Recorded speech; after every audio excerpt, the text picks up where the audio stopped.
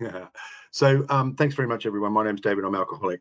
Thanks to everyone and to Jackie and Paul who have done a lot of service in keeping this Denathon going. And we've done a few of these together now over the Denathon over Christmas and New Year. And I thought it'd just be a nice thing just to look back and just acknowledge a few of the people that have been involved with the meeting. And I'm just really glad that Daz and Terry are here, particularly who sort of had played a key role in a lot of the Denizen meetings from the first day. So I just want to cast everyone's mind back at the time when the pandemic crashed. I think it was when it hit everyone in the UK and Australia and America and all over the world. It was late March, as you might recall, and it was a time of a great fear, with a lot of people, particularly people, and this is for people who've got sober on Zoom. It's hard for you to believe, but people were really worried because people weren't familiar with Zoom and they felt really uncomfortable with the whole online meeting stuff, and a lot. It's still that old thing that still happens now, where people, are worried that their credit cards are going to get nicked online and all their banks are going to go. And I think there was a lot of that fear about Zoom, and there was a great reluctance to do it. And personally, simultaneously for me at the same time, I'd just come out of I'd had a very traumatic year in sobriety. I was 18 and a half years sober.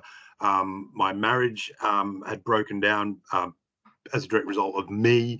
I'd made a feature film, and that had sort of gone to my head a lot, and I thought I was the bee's knees, and it did really well, and but it was one of those things that I did. Whereas I'm good at making things happen, and if I decide that I want something to happen, I'll do it, and I can leave a lot of people in my wake when I do that, when I become too focused, and it's a character defect thing that I'm still working on today.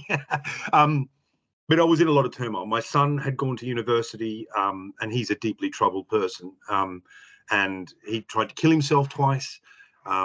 It was a terrible time, and I was, like I say, so personally, the world was going bonkers, and there were all people freaking out at meetings. They were here, what are we going to do? We aren't going to get to meetings. I'm going to drink again. There was all that stuff, and people were and people who are long-term sober or been sober at that time will remember that. That I'm not exaggerating. There was genuine fear, and all of a sudden, this huge thing happened in AA where people got onto Zoom, and it was literally overnight. I mean, I can remember the day it happened, and I was in my home group. Remember, I was a home group at a place called Brighouse, which is over the way in West Yorkshire. It's probably about 10 miles from where I am now, and it was, I think, it was like the end of the world for a lot of people. They were freaking out, and somebody had told me about Zoom, so I brought my phone into the meeting and had a Zoom app, and so we were doing this really bizarre hybrid thing, and people were talking into their phone while they were in a live face-to-face meeting, and it wasn't fantastic. And then all of a sudden the next day, boom, we weren't allowed out, and everyone was locked in. And like I say, at that time, I'd left my business. I was living in a house with my former partner, which was not an entirely fantastic situation by any means. So I just locked myself in a bedroom and just went on Zoom. And one of the big things, I just remembered, I mean, people know this, and I know Daz and Terry and Jackie and people know that, but I was going through a real crisis, a personal crisis with my son, with my business, with my film, with my ambition and all that stuff. And I remember sitting outside my house, about to go back into this house where it was like a war zone. And I was calling my sponsor, and I was like telling him how woe is me, woe is bad. And he just said, "What are you on about? You're a bloody idiot. Go and do some service." Which he says to me over, and he said to me, he's been my sponsor for 21 years, and he always said the same thing: do service. And so I decided to. So I just sat down, and I just thought, you know what, this Zoom thing's going to be great. I'm going to start a Facebook page which talks about which lists Zoom meetings. And I'd worked a long time in commercial media. I'd worked in radio and television and various media, so I was very disciplined in terms of the branding of stuff and making sure there was no dross on this Facebook page. I'm going quickly here. And I sort of became part of that fabric of helping people and being part of meeting. People were sending me their meeting details, and I posted on. And within 2 weeks, that Facebook page got 20,000 members, and it grew, and it kept on growing incrementally. And there's people here I know who've worked on that page with me, and it became part of the thing. And I listed the Brighouse meeting on on that page. And all of a sudden, the Zoom thing, I set up the first Zoom meeting for Brig House, and nobody knew what the fuck they were doing, and nobody knew how to do security, and it was a free for all, and we were getting bombed, and were people flashing their penises, and there was all sorts of shit going on, you know, and nobody knew what they were doing. And then at this I remember the Brig House meeting, we got loads of Americans in, and we found all these people who were like years sober coming in, like from America, and the locals didn't like it. Brig House were getting all upset because all these Americans were coming in and giving up taking up the time of the meeting. So I said, okay, we're going to set up a time at the start of the meeting where locals can share. So you get first dibs, you know. And of course, when it came around for everyone local to share, nobody put their hand up and nobody wanted to share. So it was mental. It was crazy. It was a crazy time. But I guess the significant moment for me was when Daz rocked up. Now Daz rocked up and he had some experience with Zoom, and I'm sure he'll have a different slant on it perhaps than me, but he had experience with Zoom, and he showed me the ropes on how to set meetings up, and we learned together a lot of the Zoom stuff. And I'd set up Paul Hederman is a guy in San Francisco, and I'd set up a 12-step reflection thing. He was one of my sort of heroes in AA, and a thing called non-duality. And I'd contacted him, and he started doing meetings, and we learned through that as well, because we were getting bombed on that. And all of a sudden, with Daz's help, we sort of got the security thing going. And then another, you know, big occasion for me was when Jackie showed up, and Jackie started doing hosting as well. And we kind of learned a bit of the ropes, and just by trial and error, we got a system of security. And in that time, the Facebook page was growing phenomenally. And I met we met Lebowski at the Hederman meeting. And I remember this guy, this sort of long-haired hippie guy, rocked up, and I christened him the name Lebowski because he looked like one of my favorite films is The Big Lebowski, and he certainly has rung that true. He's the little Lebowski. And we were attending meetings like the Mad Hatters meeting. I think Daz will remember that, and Joe and people like that. The Aussie Mad Hatters meeting, which was crazy, which was a crazy meeting. You know, there was no discipline in that. Also, it was a free for all. And you know, if there was a bomber got in, people would just say, "There's a bomber in the meeting," and then they'd try to hunt him down through all the squares, and they'd get rid of him. And you know, it was a very loose kind of a meeting. It's still going now. And that guy was called Chris from Australia, and Tara, his partner, and so we became mates with them. And then, as I say, just look at a few notes here. And then Daz and I and Chris had a chat, and I wanted to set up a meeting. Now, when I first came into AA, my favorite passage was A Vision for You. And I remember reading those words, the Shivering Denizens. And I thought at the time, and I'm big on this, one of my sort of personal foibles is Shivering, that would make a great name for a band. And I thought if I ever set up a band, not that I can play any kind of musical instrument, I would call the band the Shivering Denizens, because I thought it was a great name. And so I filed that away. And then, as I said, with the backing of the Facebook group, we plugged this Shivering Denizens thing was going to start on the 8th of May, I think it was, Daz, on a Friday. And you know, when we had this kind of a loose thing, it was going to be, we kind of didn't have any time limit on the shares. But there was a lady called Vicky O'Grady, who helped me with the Facebook page. And myself, Daz, and Lebowski would go to some of her meetings in America, and they had time limits, which I thought was fantastic, because living in this part of the world, there's no limit on time speaking. And, you know, for the life of me, I'd go into meetings and there'd be people who would share for 20 minutes about the bus that they caught and the bus that they missed, and how their shopping spilled all over the fucking bus, and it did my head in. And so I was always very hot on trying to have a time limit, but the Hope group where I was wouldn't dare do that. So I thought we could set this meeting off with the start, and we'd have a time limit. And I think it was 3 minutes at first. We do a share of about the main share was 5 minutes, and then the share backs were 3 minutes, and we had a timekeeper, which was a new thing, and that had not been done. They used to have some of the meetings like 12 coconuts, and some of these American would have like the video timer that we've got now, but they didn't have a personal timekeeper. I think that was one of the things the Denizens started, and which that was a service position, and that was fundamental.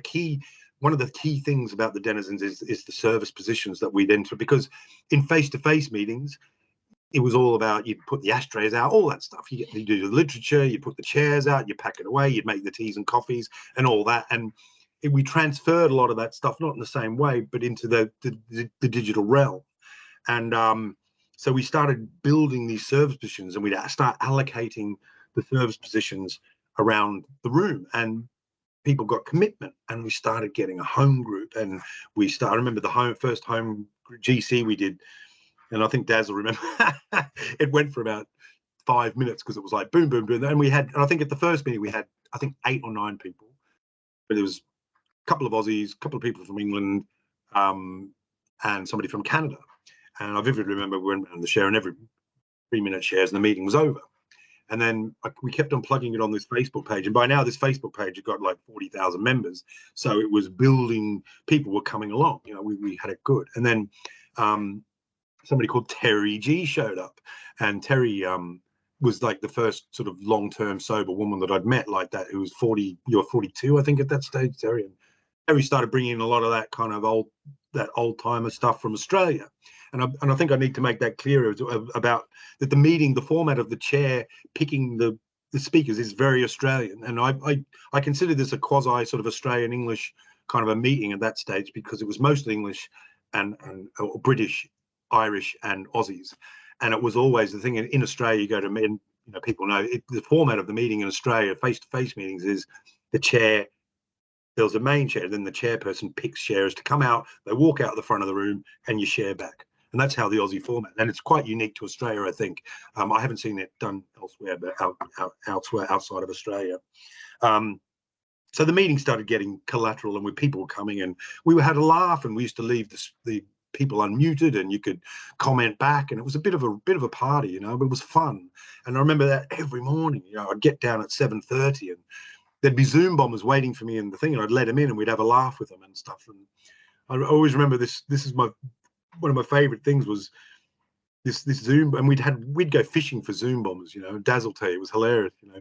We'd go looking for these guys, you know, get them. We'd set up false meetings so they could come in, and one guy we stuck. And this is just, you have to avert your ears because I'm going to say something quite obscene here. But one guy we got into a meeting, and we got him. We worked out a message to keep them in the meeting so we could get him and track him. And this one guy he stood up from his computer desk on his screen to get out of the meeting, and he was frantically typing, and he was naked from the waist down, and had a multi-glowing dildo on his person, which was just, it was one of those sort of things. I think it was one of those early doors things. So I'm going to digress here from the dead, but it was a mad time, and it was a mad time. And for me, I was locked in this red room. I was in this spare bedroom where I was living, and that was where I lived. And I was in the meetings all day. And then we went, I think there was a guy called, so the beginners. Oh, sorry, I want to talk about the greeting.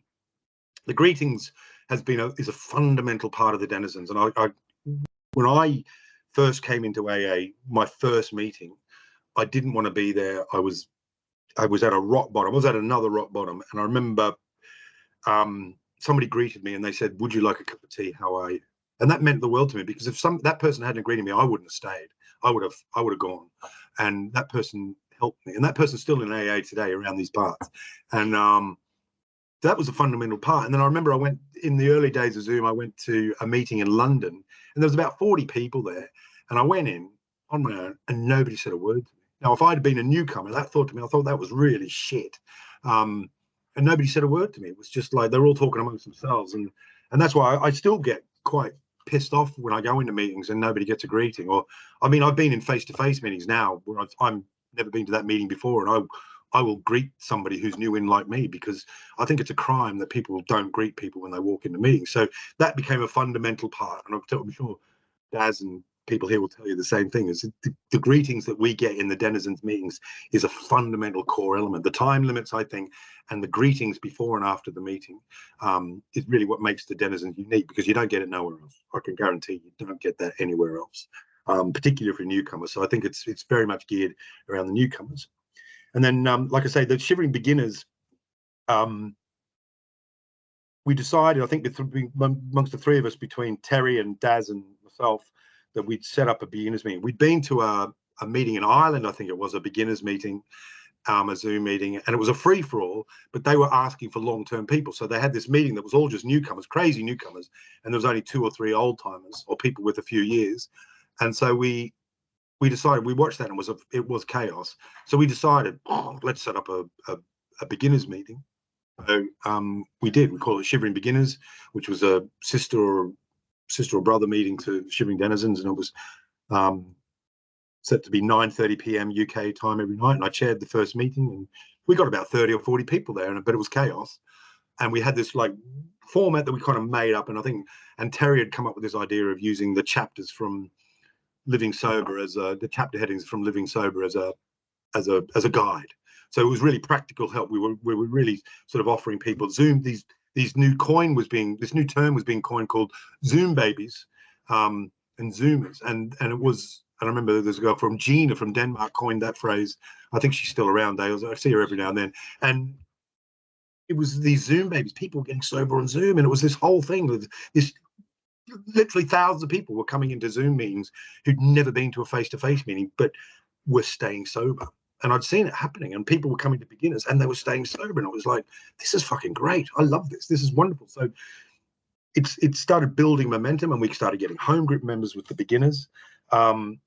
And it was a lot crazier, obviously, than the Shivering Denizens. The Shivering Denizens one was a bit more low key, but the beginners was a party. And I remember, I'll never forget when Lebowski used to chair the meeting, and it was just like chaos. You know, it was a lot of fun. It was a lot of fun because we just ripped the piss out of him all the time when he was chairing. But it was like vividly, and there's still people there, and I think there's still people there now who got sober, that come in now who got sober in those early meetings. So, and then just on that beginners meeting, there was a lot of coffee pot resentment meetings off that meeting, and because that meeting was of all that was such a. The beginners meeting was very tricky because there's a lot of people good coming in, and it was crazy, and it was mad, but there was a lot of resentments happening, and it's just inevitable. So if you think about your normal face-to-face meeting where you might have 30 people show up and you might have 6 or 7 home group members, you're talking about a group that had like 100 people at one stage. I think by the end of June or July 2020, it was like 100, maybe between 80 and 100 people coming to this meeting, and home group members. So you were multiplying the sort of resentment factor probably by a factor of 10, and it was happening, and it was all of a sudden all these meetings were branching off with resentments, and setting up in a sort of a quasi similar format to what Denizens. And I even know now there's 2 or 3 of them out there that still do the Denizens format, and so it's not just the meetings that are here. I did a bit of math a while back. I think it's you think about if we get sort of to all 4 meetings, we get 400 people a day. You multiply that by 7, that's 2,800 people a week. Multiply that by 4 for each month, and then you multiply that by 36 to 40 months that it's been going. You're talking 250, 300,000 people have been going to the Denizens since it started, which is crazy, which is amazing. And then all the resentment coffee pot meetings. So I'm going to crack on. I just also, that beginners meeting, I've got some notes here. Special mention to Terry, Virginia, and Anne, who sadly died a while back, and Joan and people like that who came in, because we had to rehaul the beginners meeting. Got rehauled several times because of it was chaos, and it was sort of, I think fundamentally the way it was set up was asking for problem, and there was a lot of stuff where there was a lot of newcomers speaking and not a lot of old timers being able to speak. So we sort of mixed it all up, and I think we came up with a really good, but it was painful, and I know it was a very, very painful experience. Sorry, Joe, did you say 5 minutes? Yeah, I'll keep going then. Sorry. And it was around at that time that Sarah P came in. Sarah P, you all know Sarah, and her fantastic artwork, and she was doing the flyers, and she was getting involved, and she was doing a lot of stuff, and that was going on all the Facebook pages and on the WhatsApp groups. And I mean, WhatsApp groups everywhere. It was crazy. So you got to remember that this started at the end of March 2020, and by July it was just this whole network of, it was like a tree of life had just gone crazy, and all these like people contacting and cross fertilizing and cross pollination. It was amazing. And then in sorry, in July, I think it was June or July, we set up the Shivering Steps meeting, and I set that up with Christine H. And that's a nice story because I'd met Christine. She'd been coming to a couple of the Denizens meetings, but so I'd seen her again at a meeting in Africa. I think it was South Africa, and she contacted me about setting up a meeting in Mozambique. So we were going to have a Shivering Denizens Mozambique meeting for all the people in Africa. True story. And then we sort of decided that probably wasn't going to wash. So I got a friend, a long-term sober member called Joe Fawkes, and Joe F. Sorry, and Joe had always said about step meetings, and I had done the steps to a point, but not kind of deeply. And Joe had always said to me, a step meeting, a daily step meeting would be great. I would go to a step meeting, and I'd never really done step meetings. So I decided, what the hell, I'm going to set up my own step meeting. So we did. And we got 50 people to the first one. Again, it was the Facebook page. We were just hammering it and pasting it everywhere. And all these flyers that Sarah was doing, and people getting involved. And we did a step a day. It was a step a day. And then Brad S. from Birdsborough, Whispering Brad, came up with the idea of doing the tradition on the 13th day, and then we'd start the steps all over again. And I just loved that meeting. I really loved, because it was that repetition drilling into me about the steps, all these guest speakers focusing on a step. We do it out of the 12x12, and it was phenomenal. I loved that meeting. I really did love that meeting. It became, as I say, and things were starting to become a bit unwieldy, and there was a lot of groups, and there was a lot of home groups, and a lot of drama, and God, yeah, you'll be able to, I'm sure people will be able to share back on that. But it was relentless, and I was losing my mind a little bit as well. My mother died at the end of 2020, and that kicked off a whole kind of a personal thing for me. And I kind of had some kind of, I don't know, wasn't say a breakdown, but it was harsh and it was bad, and my behaviour started to dwell. And this was the thing about all the service that I was doing, and we were getting involved in and doing it. It flushes out. It certainly flushes out a lot of stuff. And then SD2, and and Lebowski's here. And I think Lebowski and Sean are the only ones that are still going from that meeting. And I didn't even go to we set it up. We had a meeting. I was in Ireland at the time. I was on a kind of a big step Facebook thing. Somebody's telling me. Catherine in Maine is still there as well. And we had this big meeting, and on Zoom one day, and it was scheduled to go, and they rocked up, and it was a success. And they used pretty much the same format that Shivering Denizens 1 used, but it was at 2 a.m. UK time, 6 p.m. Pacific, 9 p.m. Eastern, and all those in between. And that's an amazing story, because it's just become its own thing. Again, that had a few coffee pot resentment meetings that shift off the side of that as well. And it's phenomenal.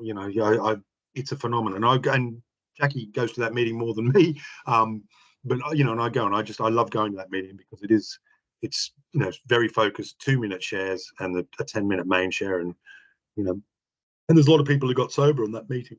So and that's pretty much it, really. I think Zoom, as I said, I'm just going to summarize here.